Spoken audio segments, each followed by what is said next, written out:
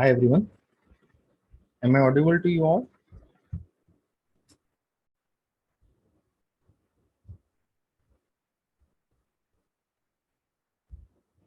Yes.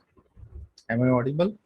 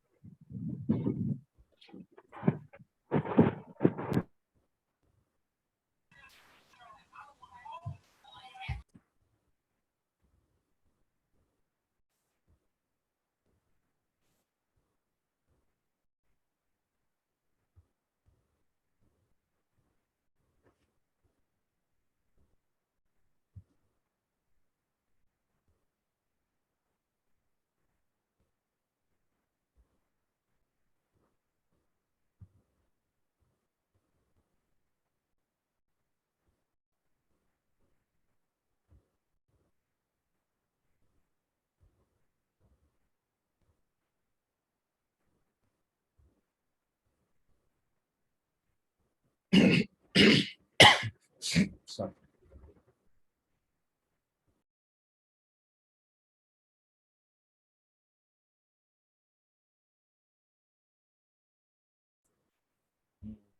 Am I audible to you? Yes. Am I audible now, Pavitra? To you? Yes. Okay. So welcome everyone to Cypher Analytica. Uh, in today's session, we are going to discuss about the research methodology and statistical analysis.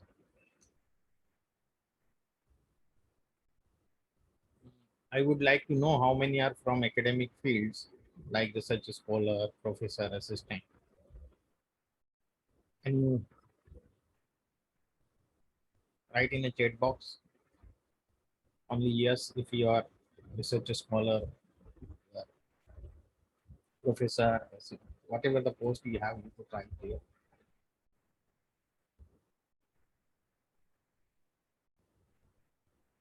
Other fellows, so I could see that how we have to proceed this session.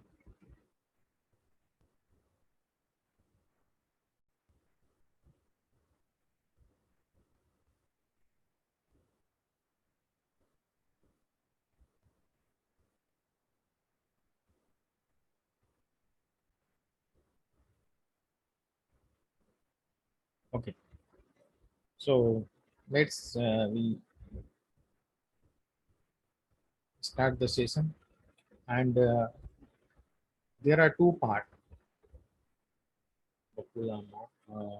Doctoral researcher at the University of Lagos. Nice. Yeah, we could provide you the participation certificate, but it is basically a demo session. Okay. It is a demo session. So, but if you require, we could provide you the participation certificate.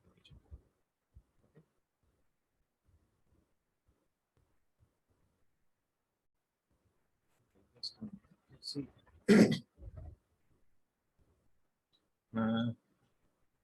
here in this session, the beauty of this workshop is there are peoples from many countries, various countries from Nigeria, India, Bangladesh, Pakistan, and some countries from Europe. Okay. So this course is very, very useful, and it will add on lots of things in your profile and in knowledge about the research methodology and statistical analysis, which belongs to the results. So there are two parts. One is the research methodology. That is basically theoretical concepts. We should know how to do the research and how many types of research, what are the hurdles we are facing during research. This all we will discuss. Later on in the second part, we'll how to do the statistical analysis with the data whatever we have. So what tools we should use for analyze the data? There are various tools, even Microsoft Excel we could also use for analysis of data. We could use the SPSS, we could use the R programming, Python, SAS. So there are many tools. And here I will discuss you with R programming, which is a more prevalent tool nowadays. It is the open source, free, and it is the easiest programming language of the world. So you could enter in a new dimension of programming through this R tool. And there are some visualization tools like Tableau and some other also, but we could not cover in this 1.5 hour and 2 hour session. So first we see about the research methodology. We discuss on research methodology. So let me share my screen with you first. I think I am audible properly and you are getting my this PPT on your screen. I hope so.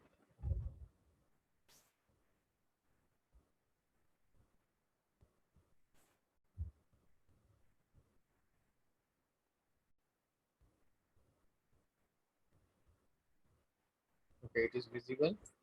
Okay, nice.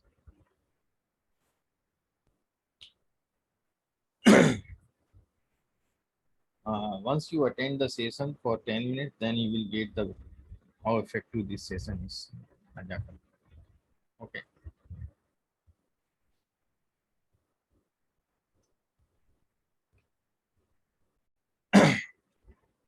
When you first time look into the data, it is not beautiful. It is not systematic. When you go inside the data and you do some work on that, then you feel that the data is now organized and it is now so nice and you could work on it. So first part we just discuss within 15 minutes, then we come to the practical. Okay. So the research methodology, I will just explain you little things because the detail we will explain in our training sessions, what we will organize later on. Okay. Yes, if you request, we could provide you the participant certificate. Don't worry. Okay, Kavita, don't worry. Yes, Najakat will provide the participant certificate. Okay. So this thing I am going to tell you that everybody is behind the certification, not behind the knowledge. So that's the thing in the research also. I will explain those things. why the Indians and most of the countries people are doing in research. So first we see what is the common meaning of research, what you are going to do. So research is a common parlance, refers to a research of knowledge. Is a common parlance if we write. Yes, yes. So research is a search of knowledge. Okay, additional knowledge we search. The knowledge is everywhere. We have to search them. A scientific and systematic search of pertinent information on a specific topic. That is also called research. There are various definitions. We are just discussing it. Research is an art of scientific investigation. It is an art. Scientifically, we investigate something. So, yes. So, a careful investigation or inquiry, especially through search for new facts in any branch of knowledge. Research comprises defining and redefining problems, formulating hypotheses, or suggested solutions. It is the inferential analysis. Collecting, organizing, evaluating data, making deduction, and reaching conclusions. And at last, carefully testing the conclusions through some tests, parametric, non-parametric, t-test, various tests we have to determine whether they fit the formulated hypothesis. Later on, research is an original contribution to the existing stock of knowledge, making for its advancement. Okay, so these are the meaning and the purpose of research. The research is an academic activity, and such term should be used in technical science. Okay, so these are the basic meaning of research. And if we talk more about the motivation for research, what are the motivation in research? So we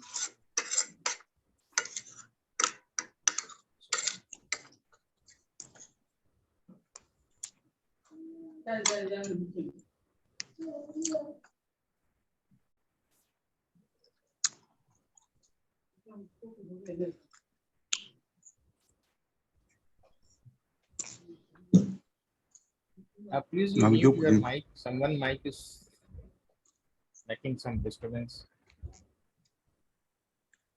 Dr. Karim, your mic I think. Okay. So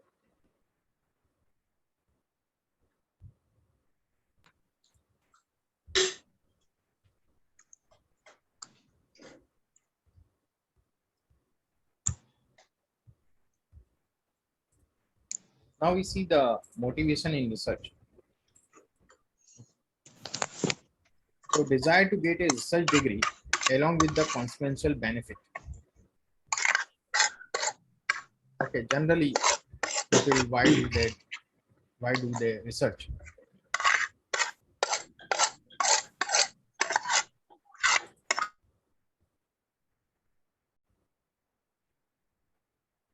Dr. Karim, your mic, please mute your mic. Without any interruption, we could deliver the things. So first is the desire to get a research degree along with its consequential benefits. So for the degree purpose, we do the research. Okay, in the PG courses, you do some dissertations and these all things for your degree purpose. The PhD is also you do for that thing. You know? This is the basic motivation in research. Second, desire to face the challenge in solving the unsolved problems. And this desire may also motivate the people concerned over practical problems initiates research. So third one, motivation is desire to get intellectual joy of doing some creative work.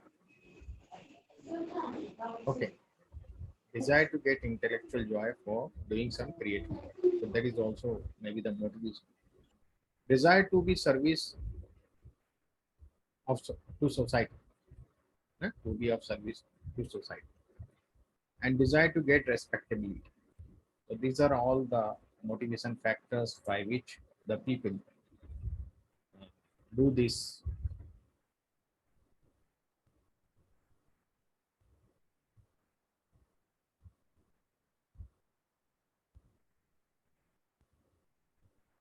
Yes, I will share it.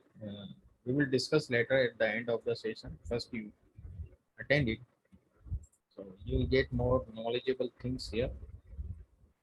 Second thing is the significance of research. What are the significance of research?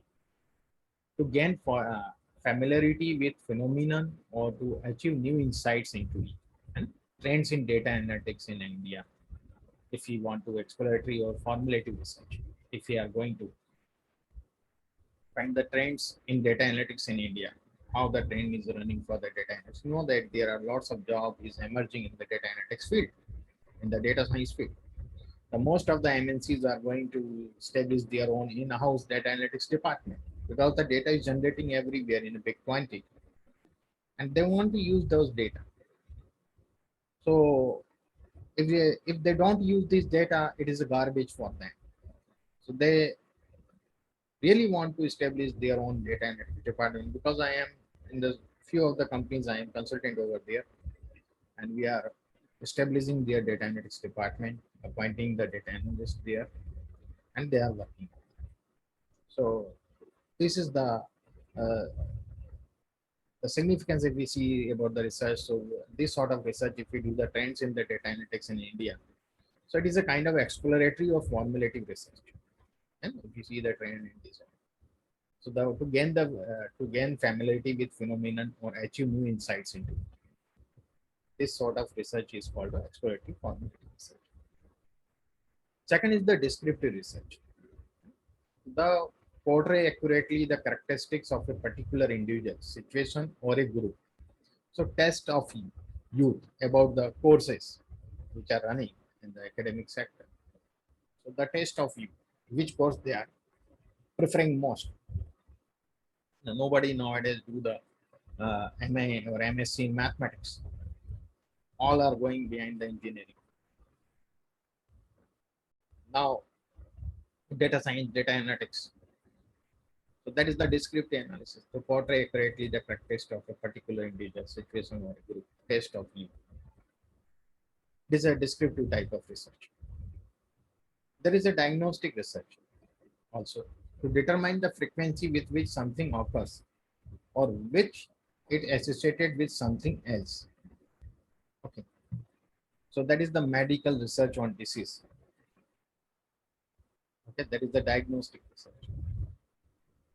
To test the hypothesis of a causal relationship between variables, more advertisement, more sales. Like so this is the hypothesis testing research.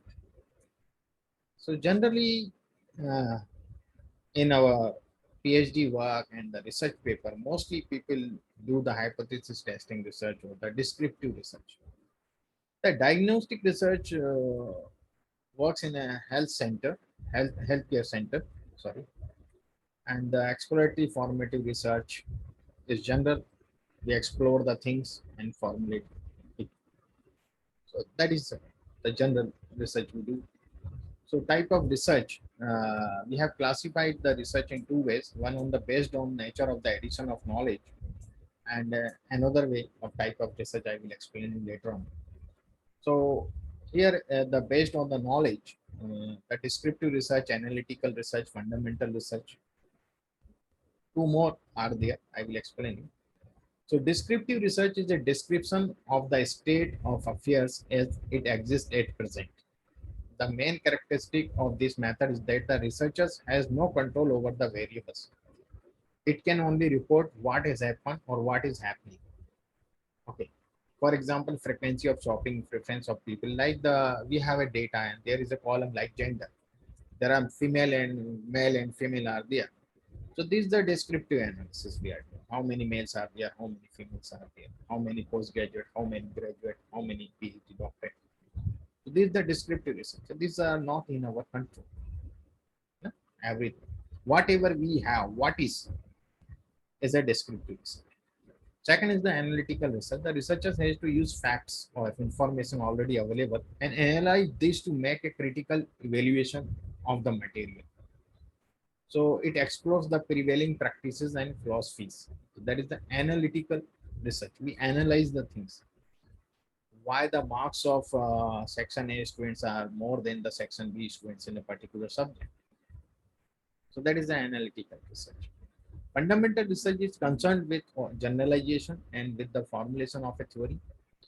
Research concerning some natural phenomena or relating to pure mathematics or human behavior carried on with a view to make generalization about human behavior. So that is the fundamental research. We generally do this sort of research performed in psychology. One thing I liked it very much, the Sam Katroda told once, in India, the professors are not doing enough research and industry person are not doing enough teaching. So research is not the liability of academicians, it is also the responsibility of technocrats, industry persons. They must involve in academics and they must share their knowledge and whatever their observations with the new generation. So we could do some research on that those topics. We got some idea, some problem statement, we get through it, and we could do some work on that. So that is the point I got of Sam Patroda, who was the advisor in the Congress Rajiv Gandhi time. The now last one here in the conceptual research is that related to some abstract ideas or theory. Okay, it is generally used by philosophers and thinkers to develop new concepts or the reinterpret existing ones. Okay, so it is the conceptual result. We could interpret the Gita in many ways, Bhagavad Gita in many ways. We could interpret the many things in many different ways. That is the conceptual. The applied research aims to finding a solution for an immediate problem facing a society or an. The last one is the applied research. That is the aims to at finding a solution for an immediate problem facing a society or an industrial business organization. Research to identify social, economic, political trends that may affect a particular institution are examples of applied research. So this is the applied research. Whatever the immediate problem the society is facing, that is like that. So these are the basic few types of research as per the knowledge again. Second classification, we have given the types of research based on nature of data and reasoning. Generally, we do this quantitative research, qualitative research, empirical research. So quantitative research is based on the measurement of quantity or amount. It is applicable to phenomena that can be expressed in terms of quantity. Qualitative research is concerned with the qualitative phenomena, uh, like that phenomena relating to or individual involving quality, behavior, philosophy. These are qualitative research. Empirical research relies on experience or observations alone, often without due regard for system and theory. It is data-based research coming up with the conclusions which are capable of being verified by observation on experiment. We can also call it as an experimental type of research. In such a research, a working hypothesis or guess as a probable result in the formulation. And there are various many types of research we could classify. I'm not going here in that because it is the demo session. Just a little bit I'm telling you. When the people do research, the researchers get some hurdles, some problems. So we discuss on that, what problems researchers encounter during their research. The lack of scientific training in the methodology of research is great impediment for researchers because there is a lack of methodology of research. The training about what is the methodology. There is a factorial design, there is a randomized design, there is a pre-pause, there is a descriptive analysis. There are so many things. So you don't know what design I have to select. Okay,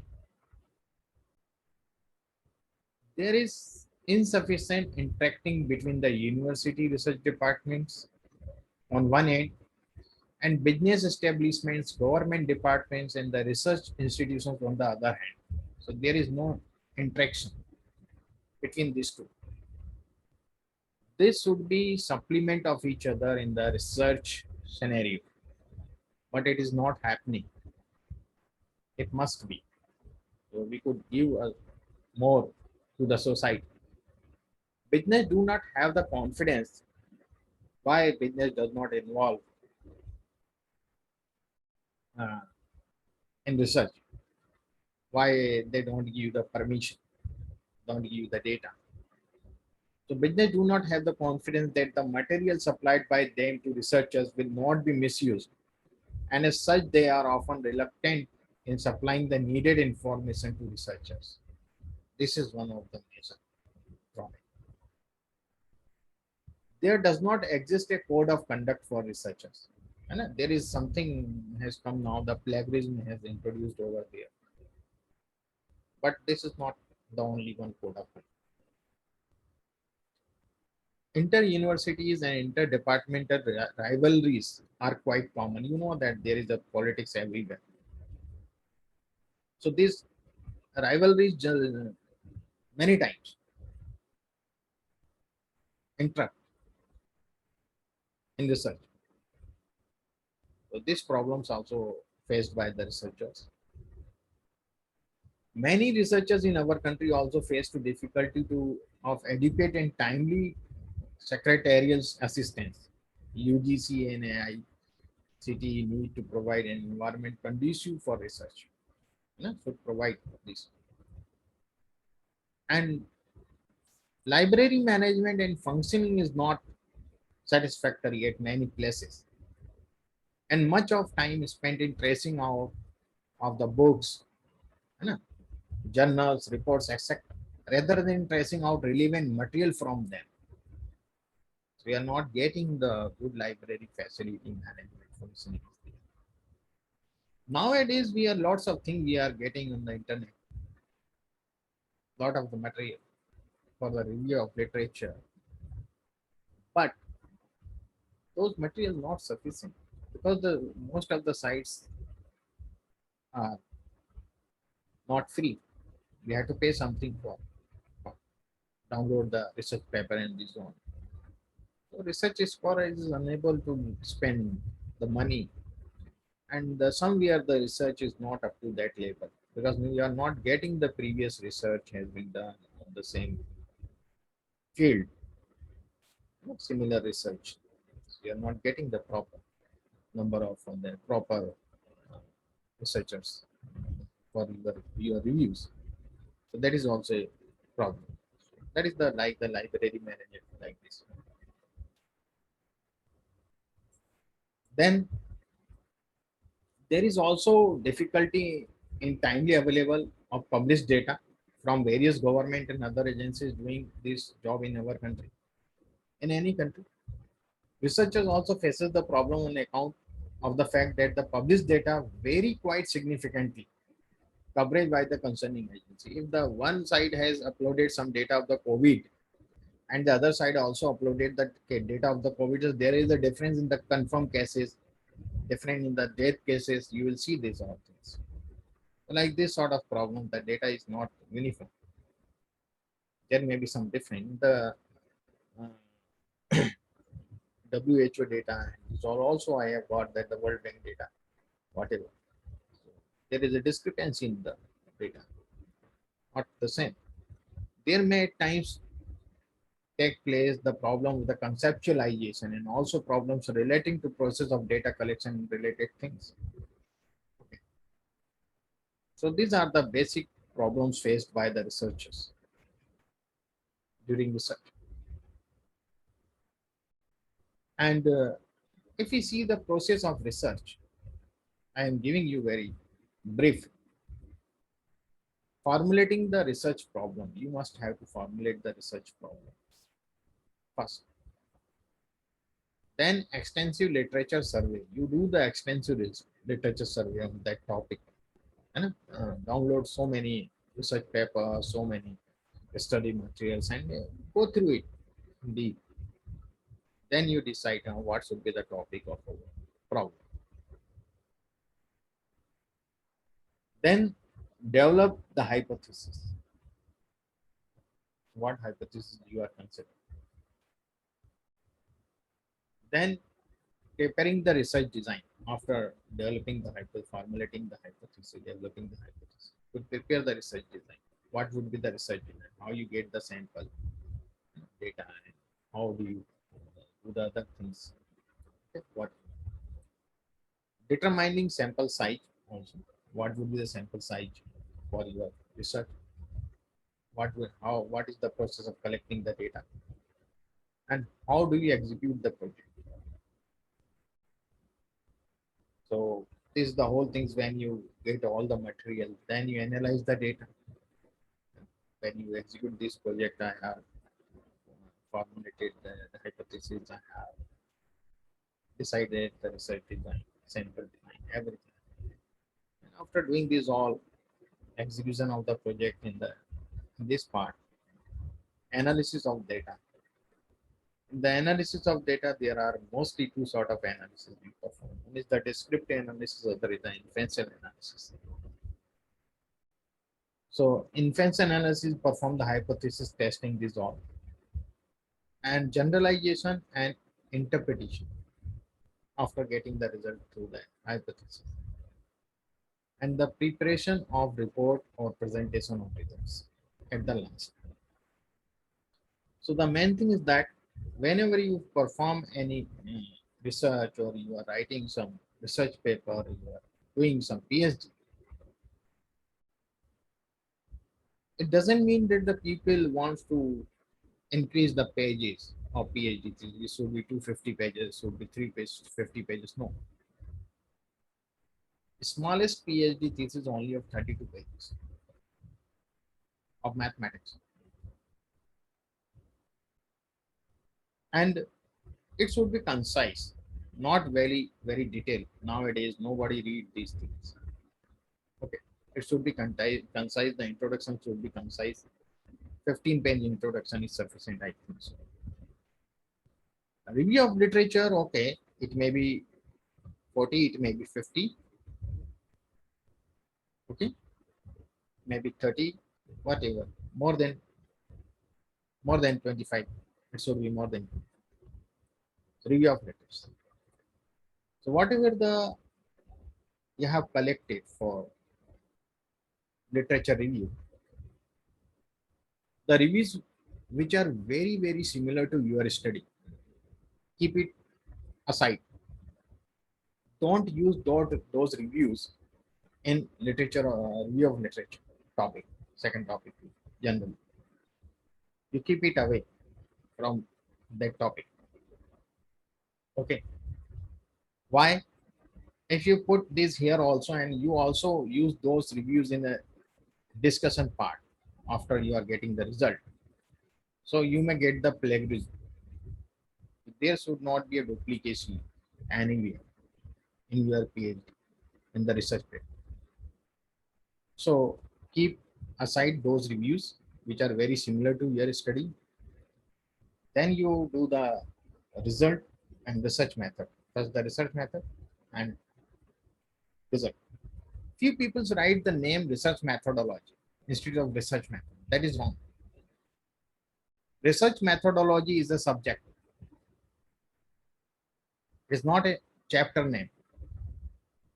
A research method is a chapter name. So be very careful about when you write the not write research methodology. That is the subject.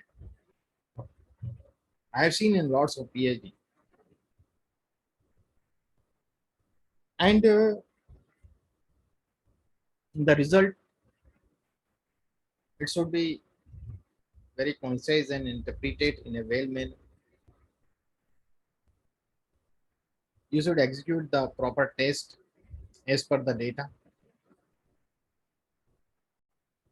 because people see in some other research they have used the t-test, or we will use the t-test. Why? Their data is normal.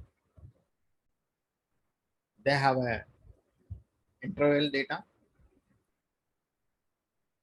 and you have a ordinal data. How do you apply t-test there?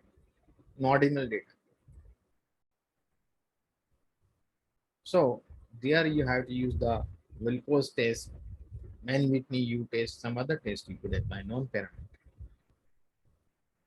So that is very important thing where which test is to be applied. That is very important. And what research design should be. This is the very, very important. So there are, if I have seen that the people perform the t-test in the pre and post, uh, there is research design before, after. And pre-data, they have some pre-data and they have some post-data of the same respondents. And between that period, they provide some intervention, some therapy. And it is a peer t-test. Okay, it is not an unpaired t-test. And what they do, they use one bar plot of mean.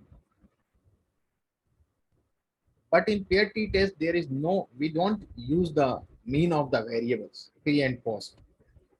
We use the mean of differences. We take the difference between pre and post value. What is the difference, corresponding difference in the pre and post value?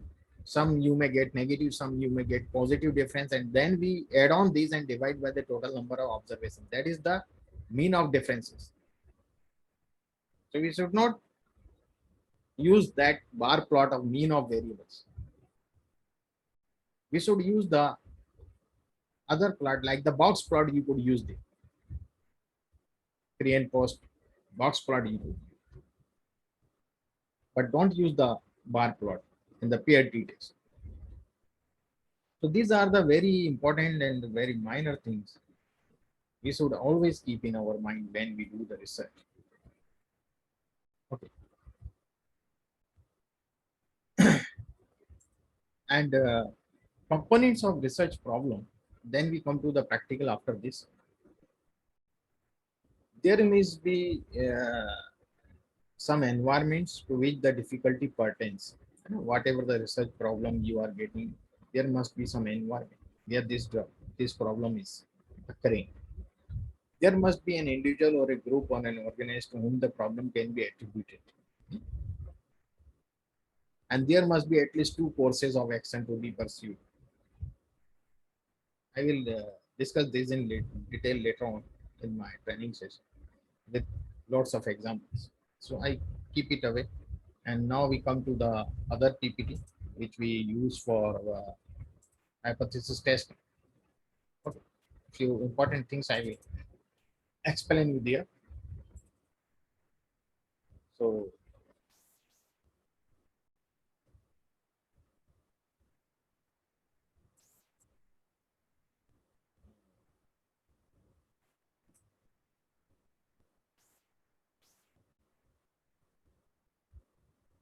uh, there are basically two types of hypotheses.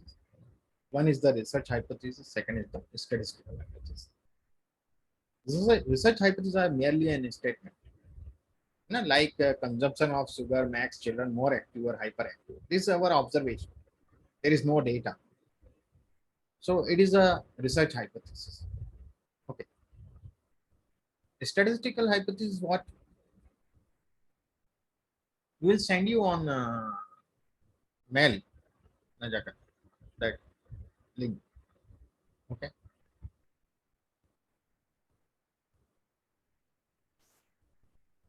Statistical hypotheses are probabilistic mathematical statements concerning population values stated in terms of parameters used in the research. That is the statistical hypothesis. Without data, we could not do the statistical hypothesis. And In the statistical hypothesis, what is the statistical hypothesis? If we see the, if I would like to define it, it is a conjecture, it is an assumption about a population parameter, or in other words, a statement about an unknown population parameter. This conjecture or may not be true. Your statement may be true or may not be true. There is no measurement to measure the trueness of anything. You know? There is no any tool or any technique by which we could measure the truth. We just accept or reject our statement. We could accept through the test or we could reject through the test. Just like judge. Just don't say that you are a murderer. Judge says that you found guilty or not guilty. Okay. The same thing is here. Uh, am I audible properly or my voice is breaking? Yeah. Catherine is telling that the voice is breaking. So it is properly, it is clear. Okay. Uh, I think that Catherine, it is from your side, maybe some technical problem. You may log out and log in again. So I think that problem may clear.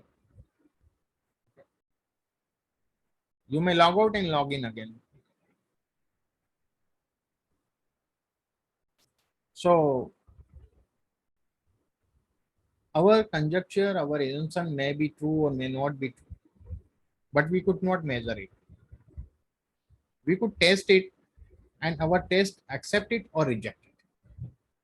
That is the thing, through the hypothesis test. Major methods of making statistical inferences about a population, because whenever we do some hypothesis testing, we take a small sample from the population. We could not do the research on the whole population. We take a small sample on the population and we perform some test or whatever the conjecture we have taken, and as per the result we say that it is applicable to the whole population. That is the thing behind. So major methods for making statistical inferences about a population, the traditional method, confidence interval method, and the p-value method. So traditional method is not being used nowadays. The very few people are using it. Confidence interval method is also old one now. When we manually resolve this hypothesis, then we use the confidence interval method. Now the p-value method is only and we use with the softwares and the programming languages. So we have, in general, in default, if we see, so we have the confidence level about our statement. Generally, we take the null hypothesis as a statement, and we have about that statement some confidence. So this confidence level,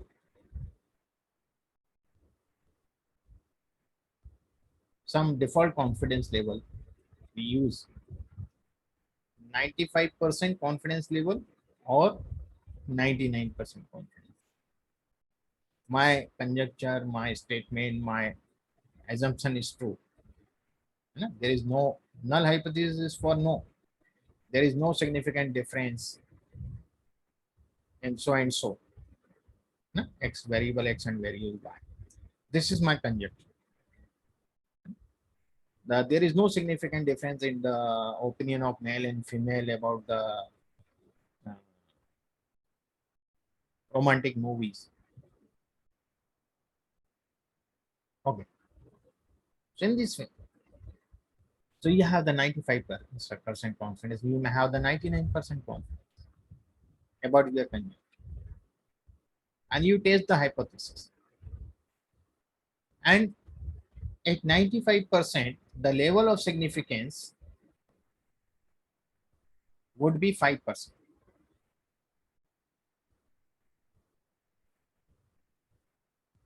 Is only the 95 plus 5 is the 100.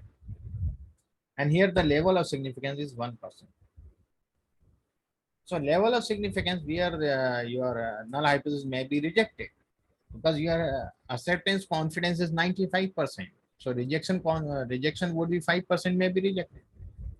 So this is the level of significance. So there is significant difference in the opinion of male and female about so and so. Okay. So that is the significant difference. So if I will explain later on about this, just I go to that slide and I will explain that first. Just a moment.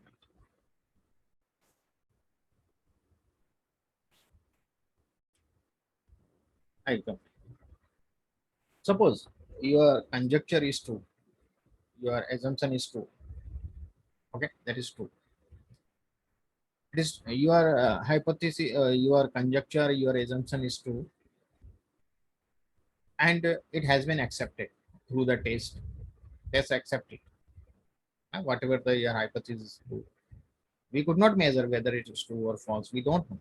But suppose, in spite of that, hypothetically, we suppose your hypothesis is true, and it has been accepted. What? So it is a right decision or wrong decision? What do you say?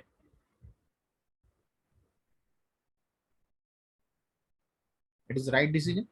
If your conjecture is true and your hypothesis is true and it is accepted, then it is a right decision or wrong decision. It is the right decision. If your hypothesis is true and it has been rejected, so it is some sort of error.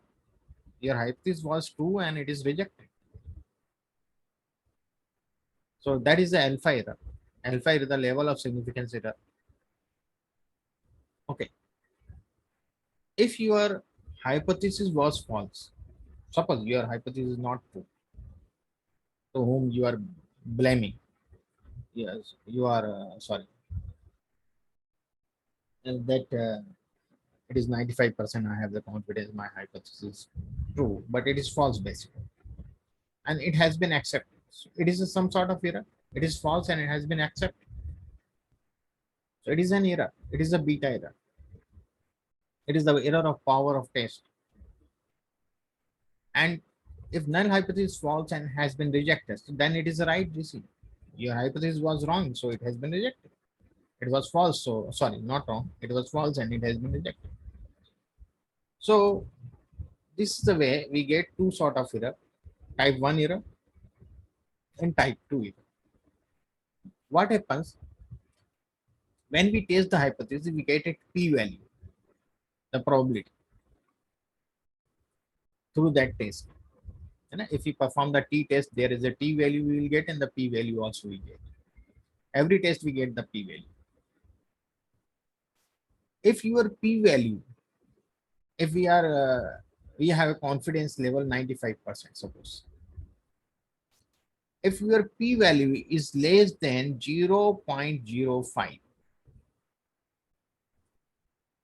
if it is less than 0.05, your this hypothesis will be rejected. Okay, at 95%. If your p-value is, suppose your p-value is 0.03, which is less than 5%. So it will come in this segment, and your null hypothesis has been rejected. Okay. Now, what you do? What you do? You change your confidence level. You change your confidence level, and now what you do? You use 99% confidence level about your hypothesis, the same conjecture. So for 99%, what happens? If your p-value is less than 0.01, then it will reject. Otherwise, it will be accepted. So your p-value, what you got? 0.03, which was here at 95%. But at 99% confidence level, this value will shift here, because here is less than 0.05 you will get on. Okay, it is more than 0.0, sorry, less than 0.01. So it is more than 0.01, it will shift here. Got it? So your hypothesis, if your p-value what you got from the test is 0.03, which is between 0.01 and 0.05. At 5% it is rejected, but at 1% level of significance it has been accepted. Does that make sense to you? Okay. So the selection of confidence level is very important. How confident are you about your conjecture? First you decide that, and then you perform this. But nowadays, because we are totally shifted to p-value, so some hypotheses may be rejected 5%, some may reject it 1%. If you are getting the p-value 0.0006, it is rejected at 1% also, at the 5% also. So when we reduce this alpha error, we are shifting to reducing the alpha from 5 to 1, 0.01, 0.05 to 0.01. When you are reducing the alpha error, means you are increasing the beta error. Suppose your hypothesis was false.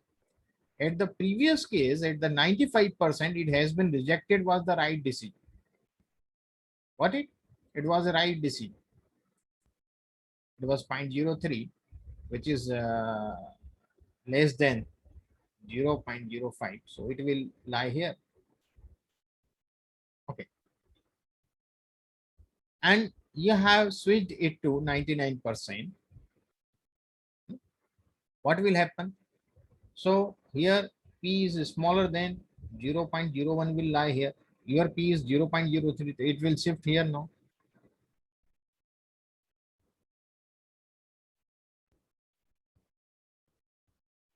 So your hypothesis is false and has been accepted. It is a wrong decision. It is a type 2 error. So be very careful when you select the confidence level. Okay. So reduce the alpha error, you may increase the beta error, which decrease the power of test. Okay. Higher the alpha level, the level of significance is higher, higher is the test power of test you have. Low is the level of significance, the low power of test you have. What it? So this is some basic things. I just clear it. Few more things for a few more important things I would like to explain.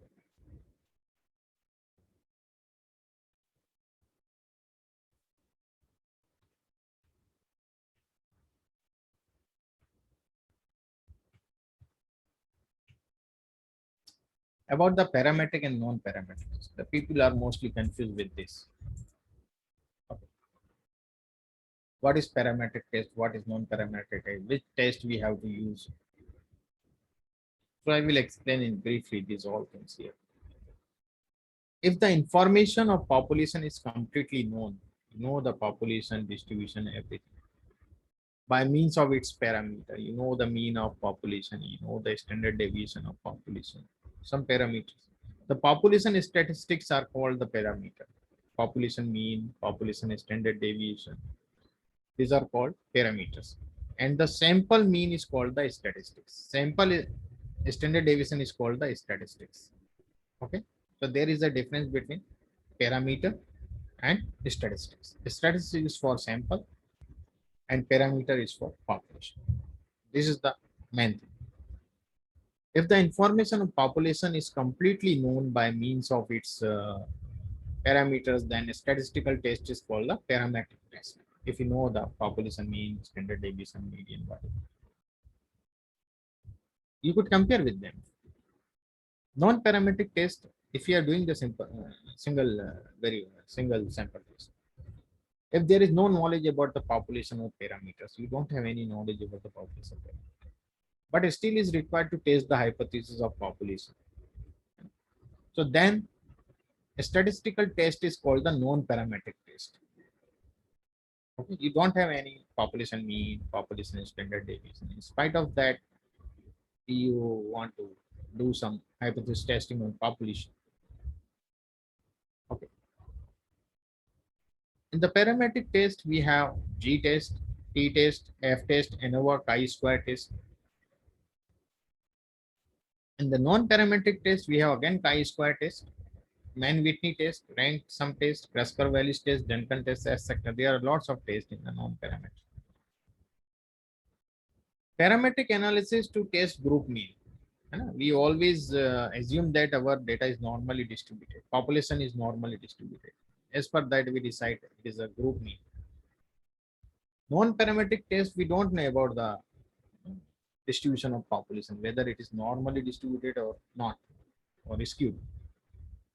So at that moment, we prefer the median. Okay, so the non-parametric analysis to test group median.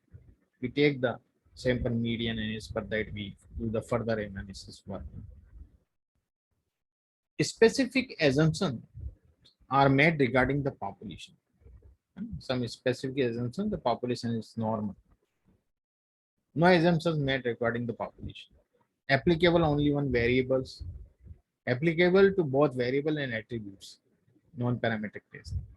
Samples are independent. Not necessarily the samples are independent. There may be some samples may be dependent to each other. Handles interval data and ratio data. Handles ordinal data, nominal data, interval data, rank data. Results can be significantly affected by outliers because it is based on mean. So if you change the outlier, then mean will change. And results cannot be significantly affected by outliers. Perform well when spread of each group is different. Might not provide valid results in groups have a same spread.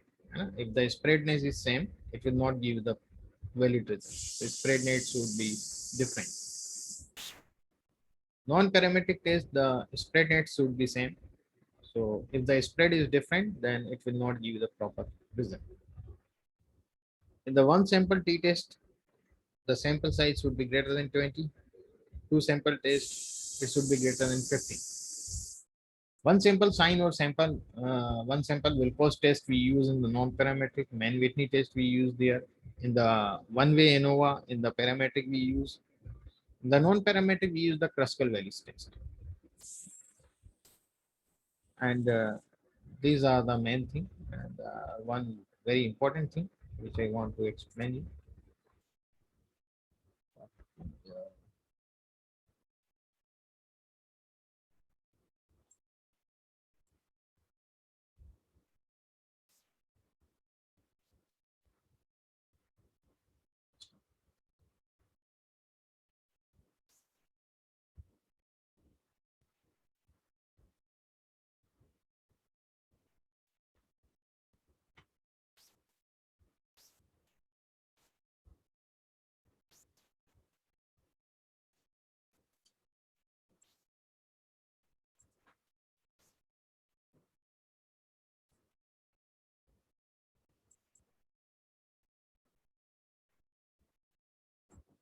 Now I tell you. Let's see. We know that there is a Likert type scale. Some people say the Likert scale. Ordinal scale. Ordinal is not a scale. Ordinal is a data. Here we are having the order 1, 2, 3, 4, 5. Like the agreement scale. Strongly disagree, disagree, not certain, agree, strongly agree. There may be 3 points up to 10 points scale we could use. Mostly we use the 5-point Likert type scale. The agreement scale is very, very famous. Strongly disagree, disagree, not certain, agree, strongly. For strongly disagree, we put one order. Second order is the agree, disagree. Third is the not certain. Fourth is the agree, and fifth is the strongly agree. And as per that, the people give the order to the your question, whatever the question. As you will see, the feedback form also our is the 5-point Likert type scale. So item 1 is this, and the respondent 1 has given here. If I say response, just a moment. Respondent 1 to item 1, it is responded 4, agree. Then in this way, it is giving me responses. In the second question, it is giving me 3, 2, 2, 4, 5, 1. The third question is also.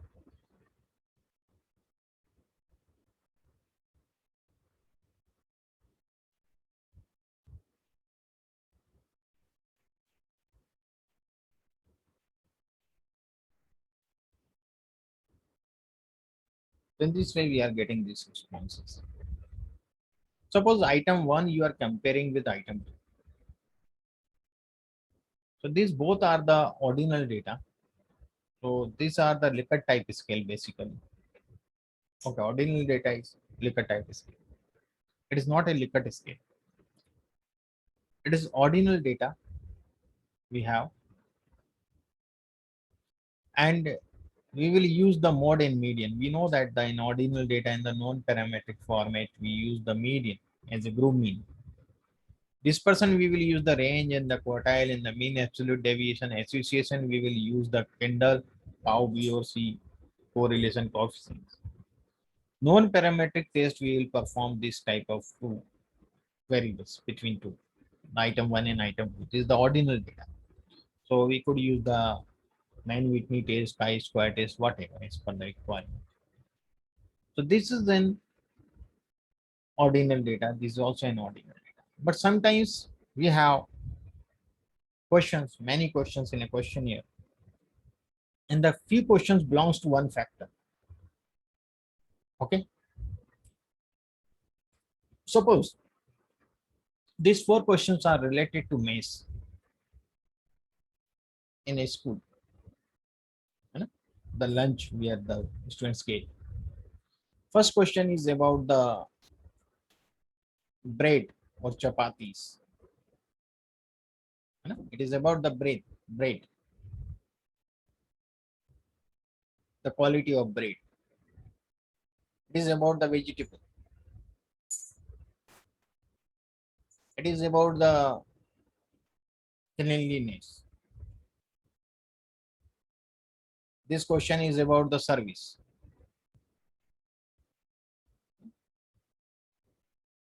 The waiters are serving. So these 4 questions. So we have a factor like food. No? These 4 questions, 4 items belongs to one factor, that is a food name. And we find out the scoring of this. So we have a two-way for scoring the things. One is the sum, second is the mean. So mostly prefer the mean score, because in the sum factor we have many factors. One is the food, second is the academic. There are many questions about the academics. There is some sports, and there are various questions in the sports also. There may be some curriculum activities. There may be many questions over there, the music and some other. So here maybe there are only 4 items. Here maybe 7 items. Here maybe 8 items. Here maybe 3 items. So if the items are different, then if you get the sum, so here the range would be different. Here you get the range. If the everybody marks, this the respondent 1 marks, 1 here, 1 here, 1 here, 1 here. So minimum value we will get 4 in the 4 if there are 4 items. And the maximum value, if everybody marks 5, 5, 5, 5, so we get the 20. So range is 4 to 20. But here there is 7 questions, so we'll get the 7 to 7, 5, 35. 7 to 35 we have the range here. The range will differ in the each factor. Does that make sense to you? Here would be some other range 8 to 40. Here would be other range 3 to 15. So range will differ, and then you compare academic with your food. So it would not be a judgment. Okay, it would not be a fair thing. So we should do the mean score. If you take the mean score, whatever the score we divide by 4. Here whatever the score we divide by 7. Here, whatever the score, we divide by it. So our mean will lie between, we have a data, the 5-point scale we have. So 1 to 5, we have minimum is 1 and the maximum 5. So we get the mean always between 1 and 5. Does that make sense to you? Is it clear to all or not?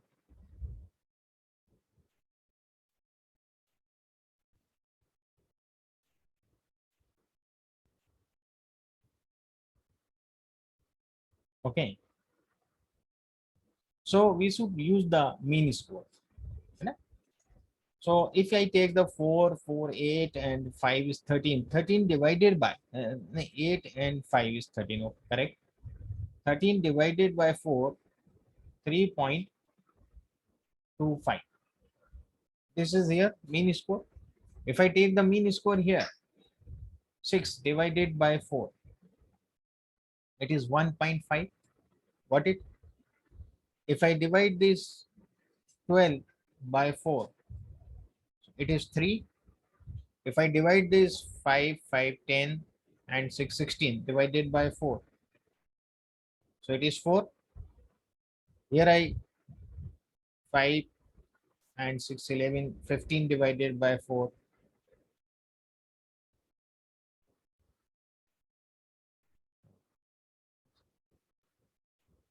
3.75.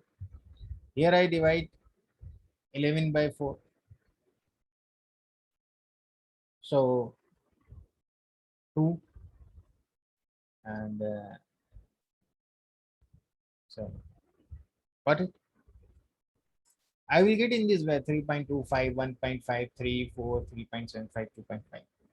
Similarly, if I have the academics, another factor, so I could measure it, it will also lie between 1 and 5. Every mean will lie between 1 and 5. So now when you take this score, now this Likert type score converted into Likert scale now. Now it is a scale. This food variable is a scale. Okay. This is not a scale. It is a data. It is a type scale. Likert type scale, not a Likert scale. It is a Likert scale. Does that make sense to you? And it is an interval scale. Interval scale is basically the continuous scale. Central tendency, we will take mean. Dispersion is standard deviation. Association, Karl Pearson. Parametric test, we could use here t-test, regression, ANOVA, whatever. Parametric test you could apply here as per the requirement. Now we are getting these values. Okay. And we want to see what would be this interpretation. Is it agree, disagree, strongly disagree, or not certain? What does it mean by 3.25? Because here we already know that 1, 2, 3, 4, 5. 1 is strongly disagree, 2 is disagree, 3 is not certain. But here is in the decimal form, continuous data. So in the traditional method, which was totally unscientific, I have seen in lots of PhD theses, then I have put some mark on that. So mean score from 0.01 to 1, they are telling that that is strongly disagree. So your data starts from 1 and ends with 5. Then how can you get this mean below than 1? Is it possible? Can someone get the mean less than 1? If you have the data start, the minimum value is 1. How can you get the mean less than 1? Not possible. So this scale is totally unscientific.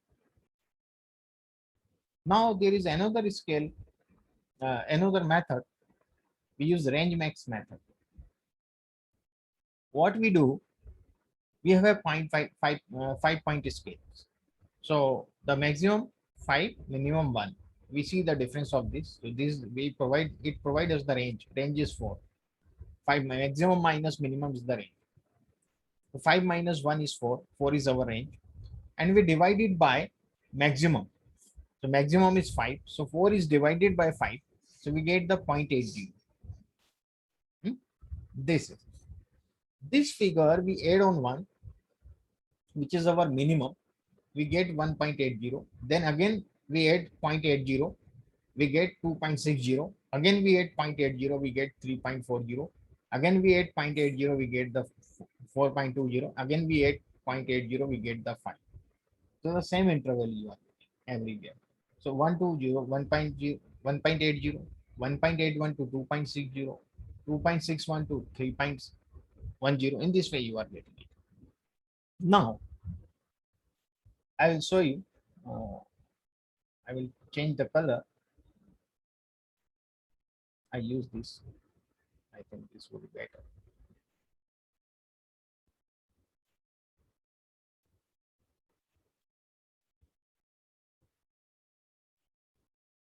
For this 3.25. So 3.25 will lie between 2.61 to 3.40. So it is not certain. What does it mean by not certain? 1.5 will lie here. So it is strongly disabled. Then 3 will lie here again.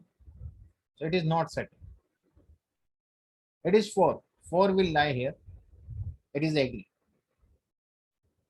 And this is 3.75 will come here. It is agree. And this is 2.75 will come here. Not certain. Does that make sense? Okay.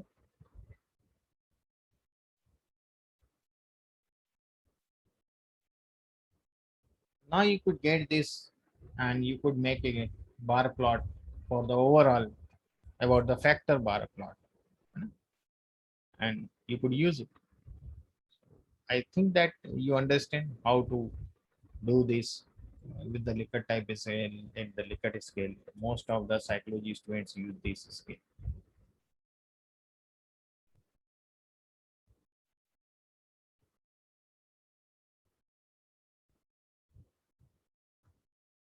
So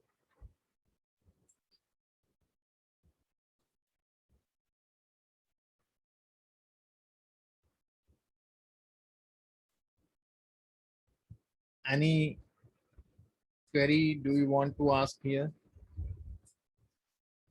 Yes.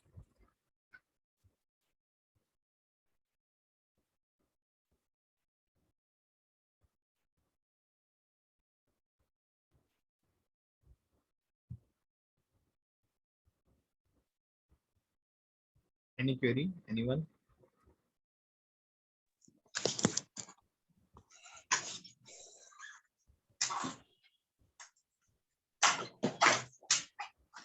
Okay. Now we switch to some practical part of this.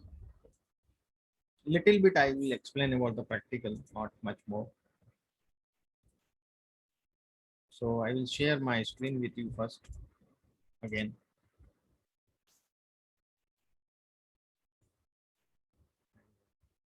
Here I will open one project.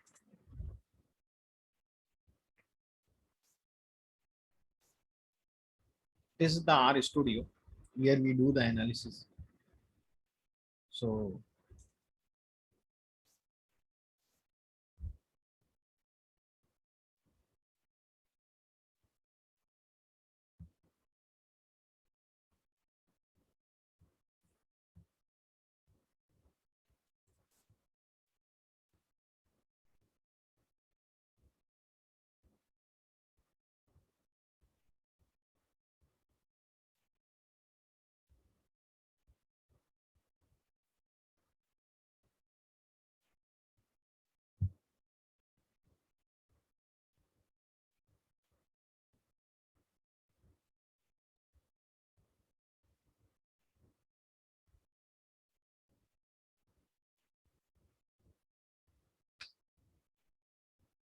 okay, Pavitra, I am not getting what you are going to say that Legrite or not getting enough recognition. Avoid getting it Legrite.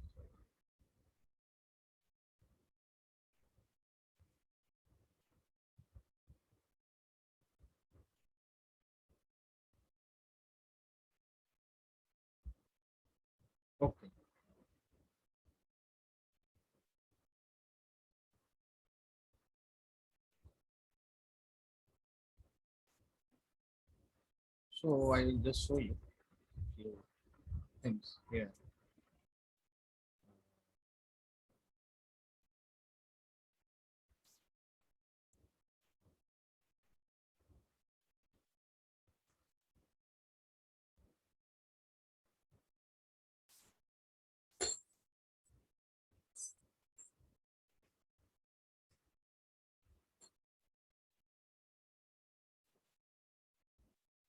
Just a moment.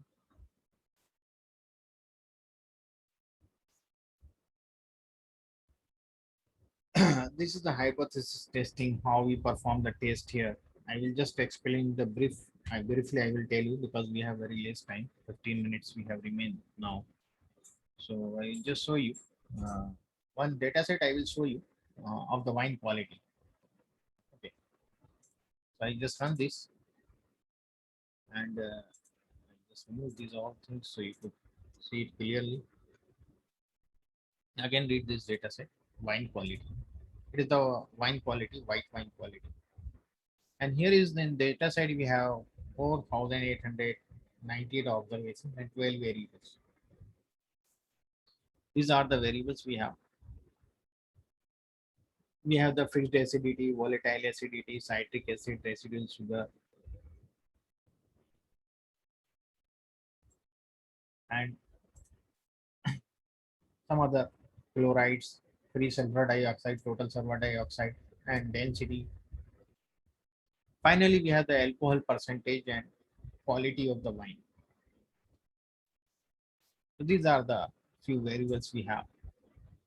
And we have a hypothesis that null hypothesis, there is no significant difference between population and sample mean we want to see. What is the sample mean and what is the population mean? I will explain here. So we want to see the government norms. There should be the fixed acidity must be 6.10 average of the fixed acidity should be 6.10. And we have a sample this much 4898. Okay. We take the measure the fixed acidity of these all drums and the mean of that you will get here automatically. This is the government population mean, we could say, norms decided by the government, the mean of the fixed acidity. And we compare the mean of both, mean of sample, fixed acidity, and mean of the government which have set the norms, that the mean. And we want to see whether there is significant difference or not. There may be some difference. It doesn't mean that your average fixed acidity should be 6.10 exact. No. Okay. So we are taking it is 5% level of significance. So I just use the T dot test and wine quality, dollar fixed acidity, and mu 6.10 I have written here. And I run this, I will get this result. Friction of second.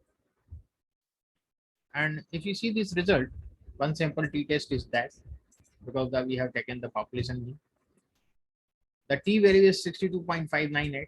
The degree of freedom at 4897, which is the n minus 1, 4898 minus 1 is the 4897. The P value is very less, 2.2 e to the power minus 16, 2.2 into 10 to the power minus 16.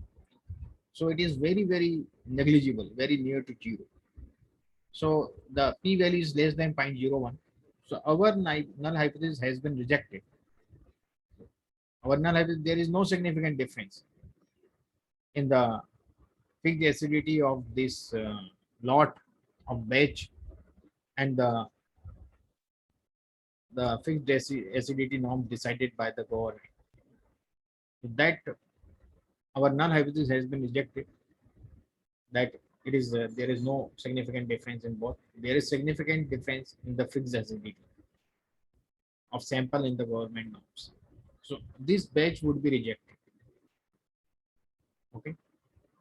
So that is the thing. In this way, here the alternate hypothesis true mean is not equal to 6.1. So which is decided by the government. So our true mean is 6.85. The sample mean is 6.85. And the Population mean is 6.1. So there is very big difference. 6.1 and 6.8. So there is significant difference in both uh, sample mean and population mean. So this is the one way we could easily measure it. This the confidence level is there.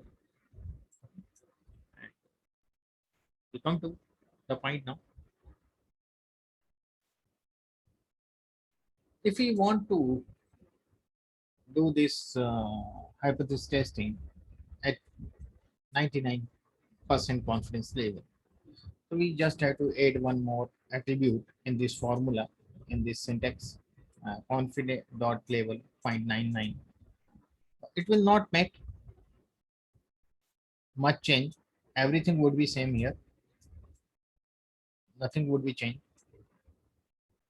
Only change would be here in the 95% confidence interval and 99%. So this is the little bit spread it now. Mean would be same. Everything would be same. Okay.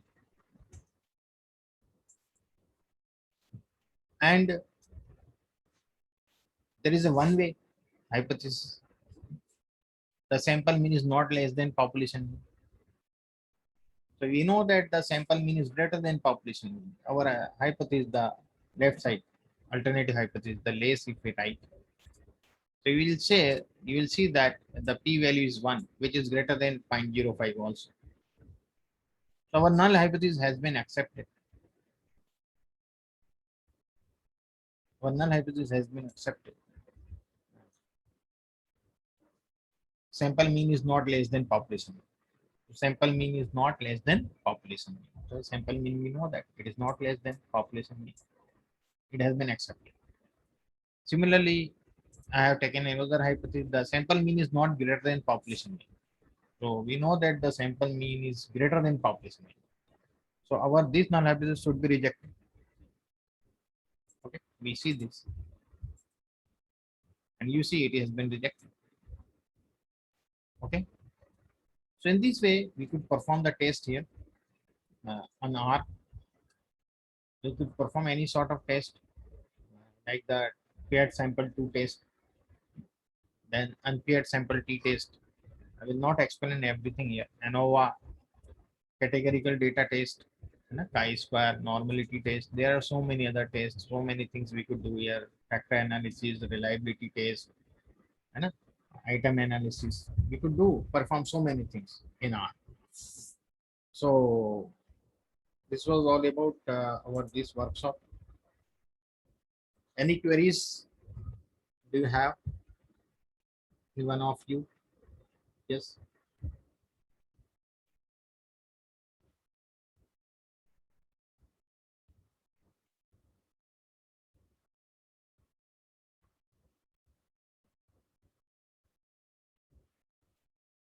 Yes. Anyone has any query? Yes, we will share the script. Uh, in the detailed workshop training session, I would like to introduce what we are going to do. We are providing detailed workshop for 1 month, 2 hours every alternate days, where we will explain about the research methodology as well as we will teach you how to use the R programming. And we will also explain you the statistics, the classification of the data and measure of center tendency, measure of dispersion in a different perspective, not with the question solving only, the concept behind those things.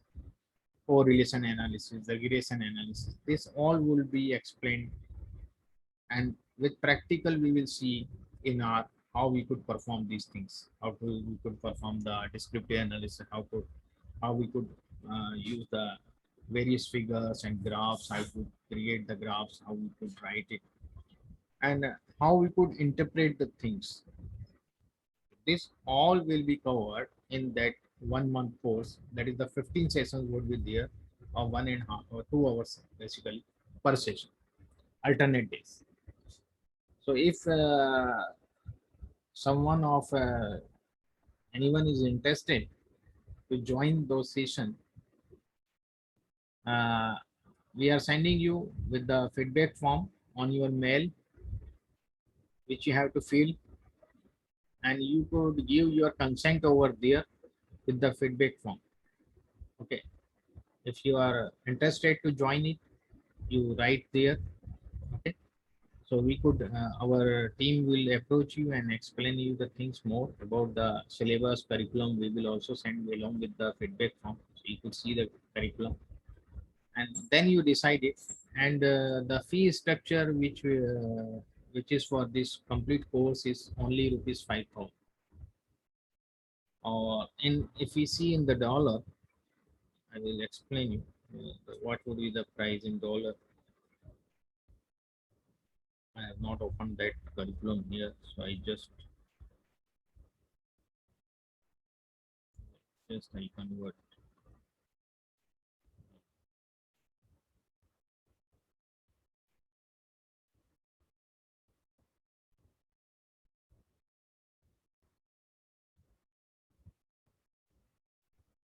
Just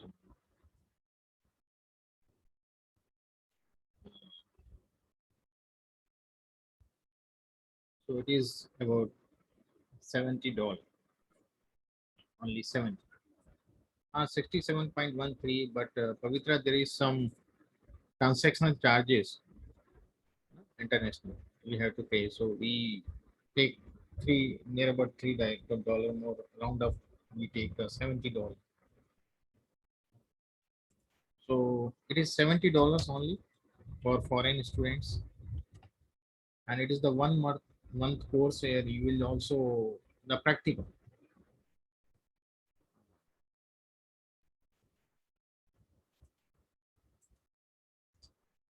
You do practical, you will see some PhD thesis data, which we have already done and has been awarded. And those data we will use for doing the analysis. Okay, practical way.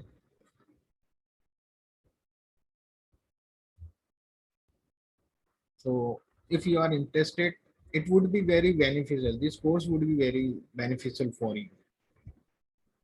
You could analyze someone's research paper, you could analyze your own research paper, your own PhD thesis, and you could also earn through this extra income if you make perfection on this. Okay. So everything the with the course you will be provided the scripts, you will be provided the data set, you will be provided the PDF sheets, everything you will provided. Also the recording of the sessions will also be provided to you. Link of those recordings. So you could in future you could see the recordings and or you could download the recording also. Okay. Any other query? Yes, we could use Pavitra any sort of data, any sort of extension sheet of the data like the SAYS sheet, the SPSS, .sav, Excel sheet, CSV format sheet, any sort of sheet you could use in R. Okay. This session will be organized after 1 week. This week time would be in the process. We will use the cohort and then we select the students in one group, and it would be a very small group, 10 to 12%. Each group would be 10 to 12%. Not we will merge 30-40% in a group.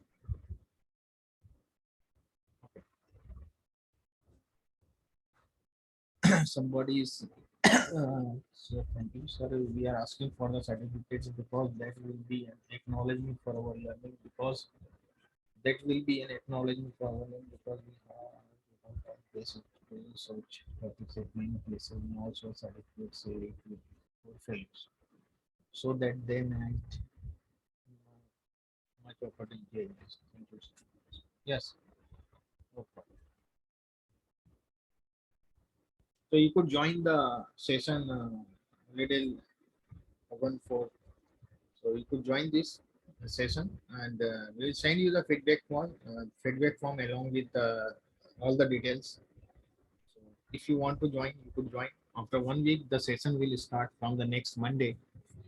In this week, we will make all the arrangement of the students, and as per the batch, small groups we will convert them.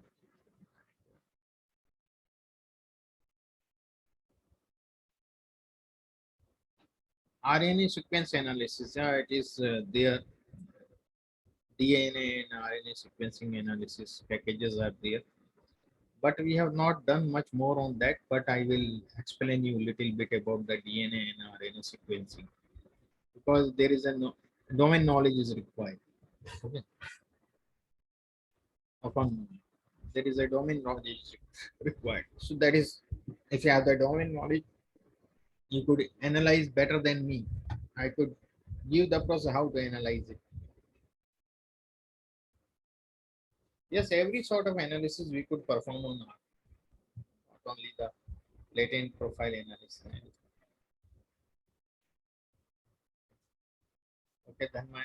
Okay, thanks.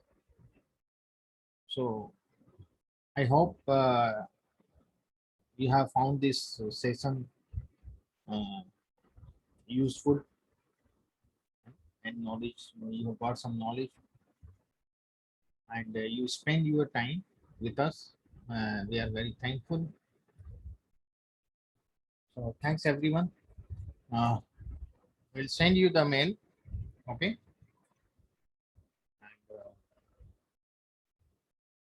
And wind up this session now. Thanks everyone. Thanks.